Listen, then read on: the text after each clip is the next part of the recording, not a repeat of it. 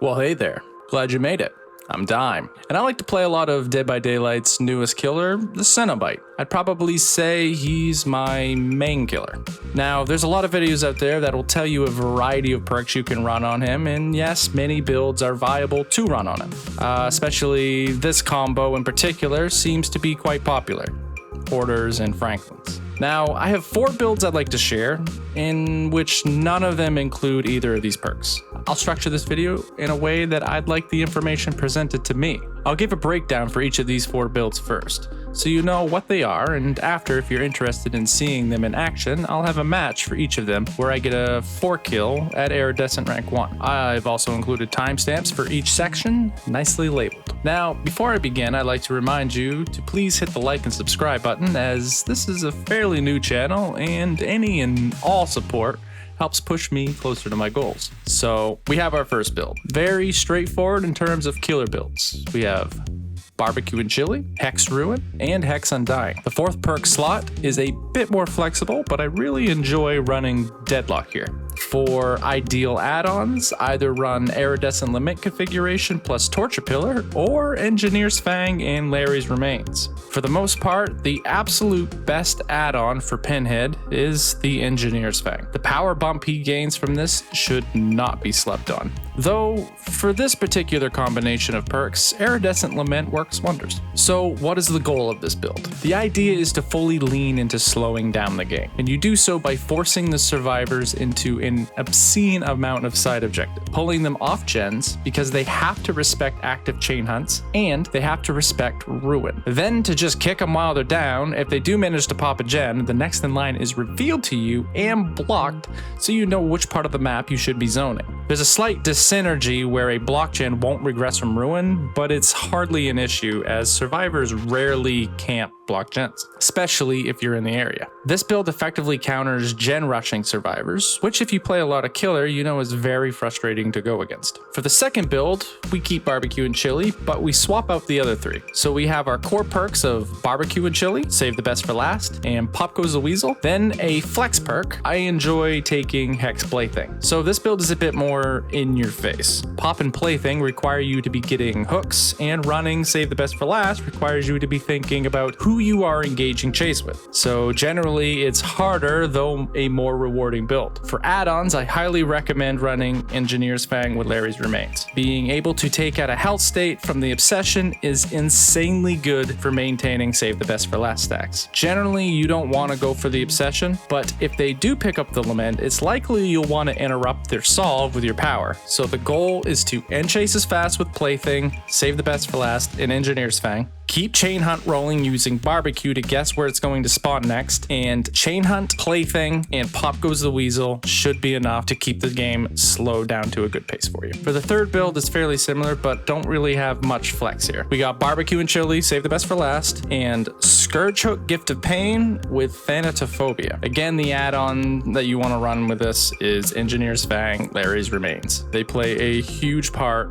in Thanatophobia's effectiveness. This build demands a very aggressive playstyle. You want to keep everyone injured in some form or another. I'll often use my power to injure survivors even if I didn't intend on chasing them. You want to stack action speed penalty from Thanatophobia and combo it with the effects of Gift of Pain. Again, focus on Chain Hunt uptime and get those Save the Best for Last stacks rolling. Survivors will spend a ton of extra time trying to keep up, and then when Chain Hunt triggers, just focus survivors going for the Lament using Barbecue, and no one can do anything while you hook them one by one. If you play well enough to keep up with the demand of these perks, it's rewarding. Again, high skill, high reward. The last build I have is a bit more RNG. If you don't know, meta and RNG don't usually mix, so I'd consider this to be the weakest of all the builds. It's got the potential to snowball a match quickly while also providing a considerable amount of side objective for survivors. We have Barbecue, Hex Ruin, Hex Haunted Ground, and Hex Plaything, and you already know what add-ons I'm going to say. So yes, 3 hex perks is a bit meme, but the idea is to try and be very aggressive early game as you want to start getting plaything totems on the map. If they don't cleanse your totems, I don't know how you would lose. Good survivors will cleanse though, and good chances it will be haunted ground. This, if given value, is great for getting plaything totems out to help cover ruin. The RNG is real though. I've had a match where survivors had to cleanse 5 hex totems before they got my ruin, and other matches where ruin was cleansed within the first minute. So these are my favorite Pinhead builds. If you want to see me use them to get some 4Ks, keep watching.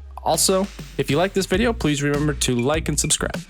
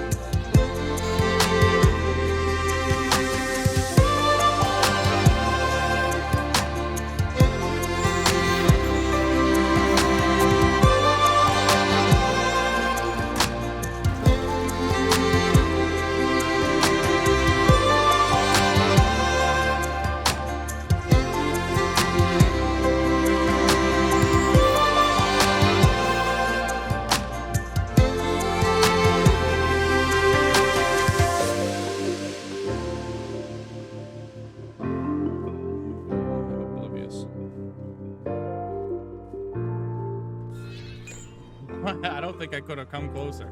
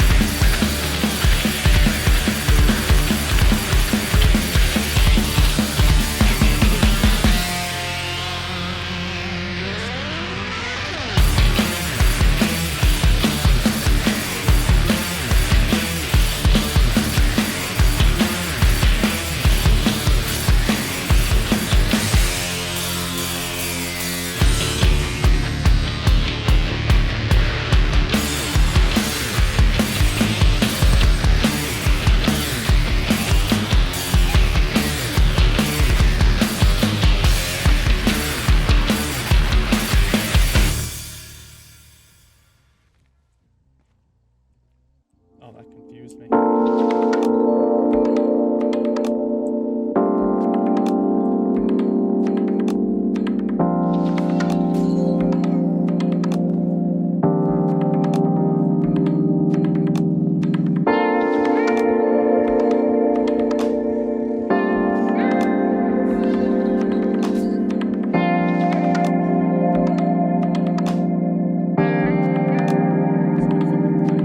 Blocked it.